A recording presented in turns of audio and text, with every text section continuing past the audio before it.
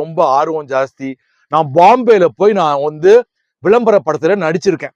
ஒரு surf XL அப்படின்ற ஒரு பெரிய விளம்பர படத்துல 50,000 ரூபாய் சம்பளம் பேசி எனக்கு முதல்ல என்னுடைய திறமையால பாத்தீங்கன்னா நான் ஃபிளைட் டிக்கெட்லாம் எனக்கு போட்டு கொடுத்து பாம்பேக்கு நான் போய் நடிச்சு சம்பாரிச்சிருக்கேன். 5 ஸ்டார் ஹோட்டல்ல எனக்கு ரூம்லாம் போட்டு கொடுத்துருக்காங்க.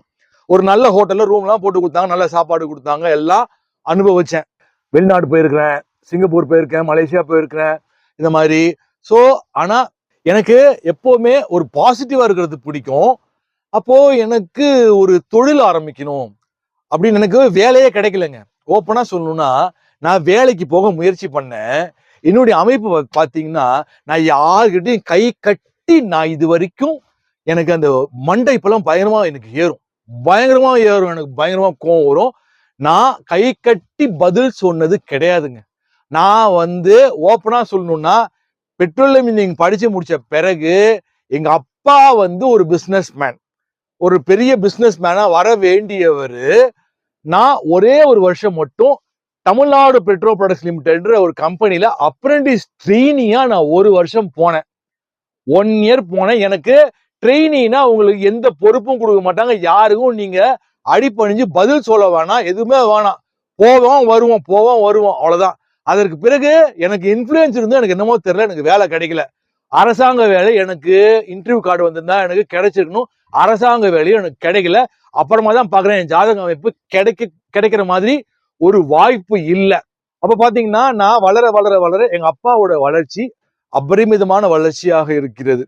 அவரு நினைச்சு பார்க்க முடியாத உயரத்துக்கு போகிறார்.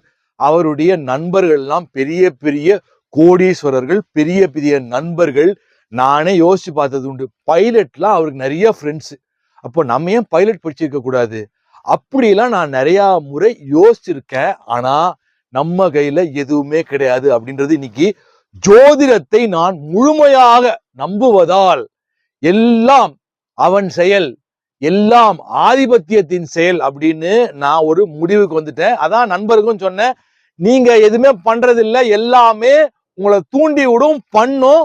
முடிஞ்ச மட்டும் நாம தெரிஞ்சுக்கிட்டு, இப்ப என்ன மாதிரி ஒரு ஜோதிடர் சொல்றாரு அப்படின்னா அந்த பாயிண்ட புடிச்சுக்கிட்டு சொன்னாரு அப்படின்னு கொஞ்சம் பத்திரமா இருக்கணும். ஏன்னா ராகுன்றவரு ஷோக்காளி, பயங்கரமா ஜாலி பண்ண வைப்பாரு. பயங்கர சின்ன வயசுல ராகு திசை வரக்கூடாதுன்னு 10 வயசுல வந்ததுன்னா படிப்பு மீது ஆர்வம் வராது. பயங்கரமா ஜாலியா ஊர் சுத்த சொல்லுவோம், போகக்காரகன், அப்படியே இன்பம், அந்த மாதிரி எப்படி சொல்றது, போதை, இப்படின்னு போய் சீரழிஞ்சு போறவங்க எல்லாம் உண்டு. அதே போல சின்ன வயசுல ஒரு 10-18